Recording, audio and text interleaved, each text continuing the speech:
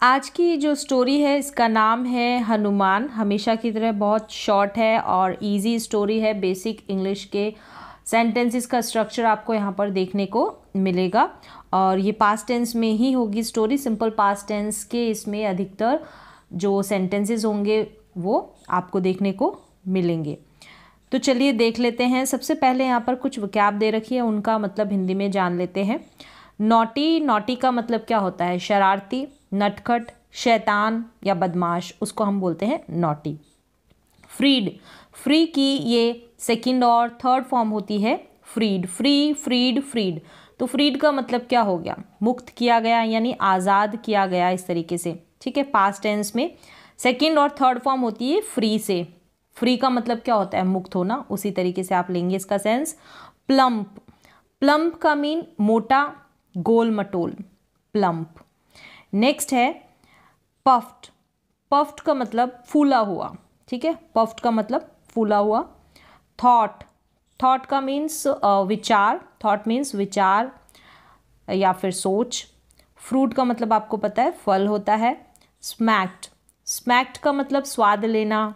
ठीक है, थप्पड़ मारना उसको भी स्मैक्ड बोलेंगे। क्राइड का मतलब रोना, चीखना, चिल्लाना। तो यहाँ से स्टोरी स्टार्ट होती है। चलिए शुरू करते हैं। लॉन्ग अगो मतलब कि बहुत पहले, हनुमान, हनुमान वॉज यानी था, अ नॉटी बेबी एक नॉटी शरारती बच्चा। ही वह, वॉज था कैसा था? फैट मोटा, एंड प्लम्प गोल मटोल।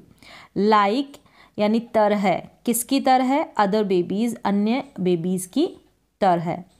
बट तो यहाँ पर वॉज हो गया, यहाँ पर भी वॉज हो गया, तो ये सिंपल पास्ट टेंस का सेंटेंस है। बिना एक्शन वाले जो सेंटेंसेस होते हैं वहाँ पर हम वॉज वर्ब का इस्तेमाल करके बनाते हैं। और दूसरी तरफ कॉन्टिन्यूस टेंस में यानी कि पास्ट कॉन्टिन्यूस टेंस में भी वॉज वर्ब का इस्तेमाल होता है। वहाँ पर आपको आईएनजी वाली जो वर्ब है वो देखने को मिल जाएगी। बट ही वॉज द सन, लेकिन वह वॉज था द सन। द सन किसका बेटा था?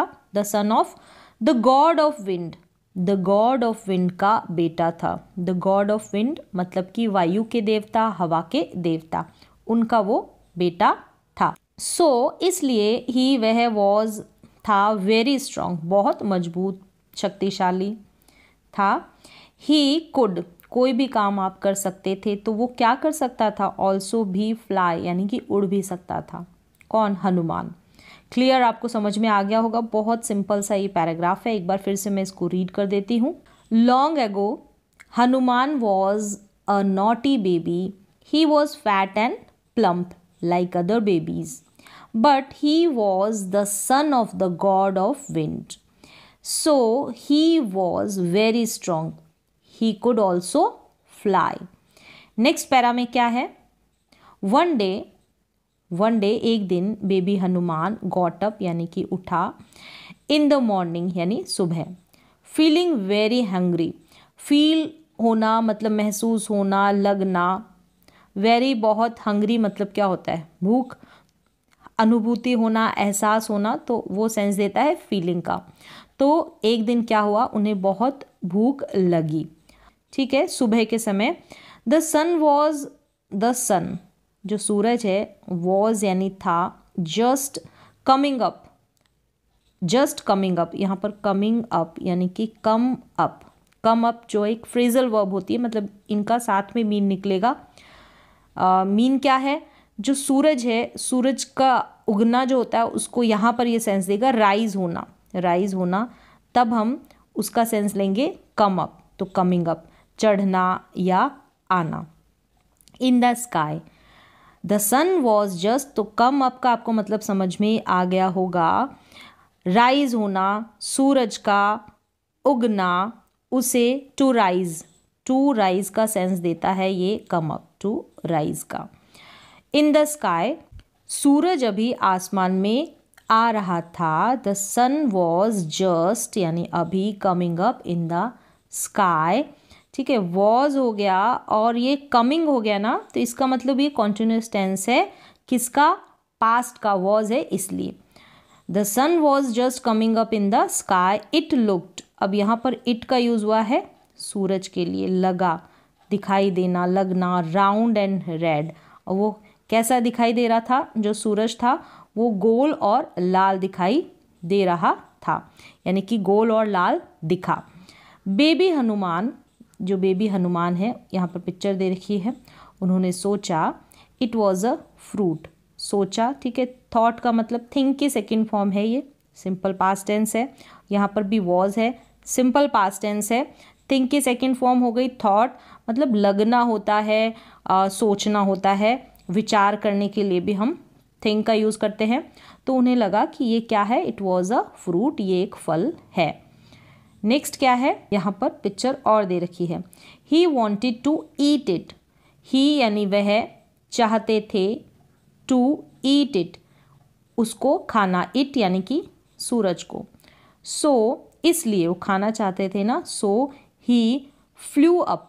फ्लाई अप की सेकेंड फॉर्म, तो सेकेंड फॉर्म का मतलब simple past tense, fly up का मतलब उड़ना, तो उड़े, इनटू द एयर, हवा में उड़े, इनटू यानी में, द एयर हवा। एक बार फिर से रीड कर देती हूँ। He wanted to eat it so he flew up into the air. He took, ठीक है, टेक की सेकेंड फॉर्म टुक हो गई, simple past tense. He took उन्होंने लिया, किसको? द सन को, इन यानी में, बोथ यानी दोनों, हिज हैंड्स उनके दोनों हाथों में सन को लिया, and smacked his lips. Smacked his lips, तो स्मैक लिप्स का मतलब होता है, स्मैक लिप्स होता है ना, वो मीन देता है कि मुंह में पानी भर आना, एक तो ये। और किसी के लिप्स में स्मैक होना मतलब किसी चीज़ को बेसब्री से खाने की लालसा होती है, तो उसको भी स्मैक्ड लिप्स बोलेंगे, ठीक है। ये सिंपल पास्ट टेंस है, स्मैक्ड दे रखा है इसलिए सेकंड फॉर्म है। तो स्मैक लिप्स का मीन होगा मुंह में पानी भर आना, तो उनके मुंह में पानी भर आया, जैसे कि बहुत बेसब्री से वो उसको खाने का इंतज़ार कर रहे थे, ये भी सेंस देगा। द सन क्राइड, सन चिल्लाया। What are you doing? What यानी क्या, आर यानी हो, यू यानी तुम, डूइंग यानी करना, तो तुम क्या कर रहे हो। तो आर और डूइंग से आप समझ गए कि ये कॉन्टिन्यूस टेंस है, आर है तो प्रेजेंट का कॉन्टिन्यूस टेंस है, और इंटारोगेटिव ये सेंटेंस है, WH फैमिली वाला। Baby Hanuman said, baby Hanuman ने कहा, यहाँ पर साउंड दिया कि यू आर अ फ्रूट, तुम हो, क्या हो? यू यानी तुम, आर हो, क्या हो? फल हो। सो राउंड एंड बिग, इतने गोल और बड़े। आई एम हंग्री, मैं भूखा हूँ। आई एम गोइंग टू मतलब मैं करने जा रहा हूँ, क्या करने वाला हूँ? ईट यू अप, तुम्हें ईट अप, यहाँ पर ये दे रखा है ईट और अप, साथ में मीन निकलेगा इसका। ईट अप यानी खा लेना या खा जाना, तो मैं तुम्हें खाने वाला हूँ, ठीक है। गोइंग टू, कोई काम करने वाले हो, तो मैं तुम्हें खाने वाला हूँ। नेक्स्ट क्या है? एट दिस, एट दिस मतलब इस पर, एट दिस इस पर। द सन ग्रू, ग्रो की सेकेंड फॉर्म है ग्रू, तो ग्रो का मतलब हो जाना या बन जाना, ठीक है। धीरे धीरे चेंज होकर नई क्वालिटी आ जाती है ना, तो ग्रो का यूज़ किया जाता है। नई क्वालिटी, फीलिंग, एटीट्यूड, तो क्या वो क्या बन गया, हो गया हॉट यानी गर्म, विद यानी विद एंगर यानी किससे? गुस्से से। सूरज गुस्से से गर्म हो गया। At this the sun grew hot with anger, at this मतलब इस पर सूरज गुस्से से गर्म हो गया। ही फ्रीड, तो फ्री की सेकेंड फॉर्म है, ठीक है, फ्रीड। ही फ्रीड हिमसेल्फ यानी खुद को, ही किसने? सन ने अपने आप को क्या कराया? मुक्त कराया, आज़ाद कराया या फिर छुड़ाया। फ्रॉम बेबी हनुमान्स, किससे? फ्रॉम यानी से, बेबी हनुमान के, बेबी हनुमान के स्मॉल यानी छोटे, लेकिन बट लेकिन मजबूत हाथों से, स्ट्रॉन्ग हैंड से उसने ही यानी सूरज ने अपने आप को मुक्त कराया। द सन, अब the sun, the sun gave baby Hanuman, gave यानी देना, तो क्या दिया?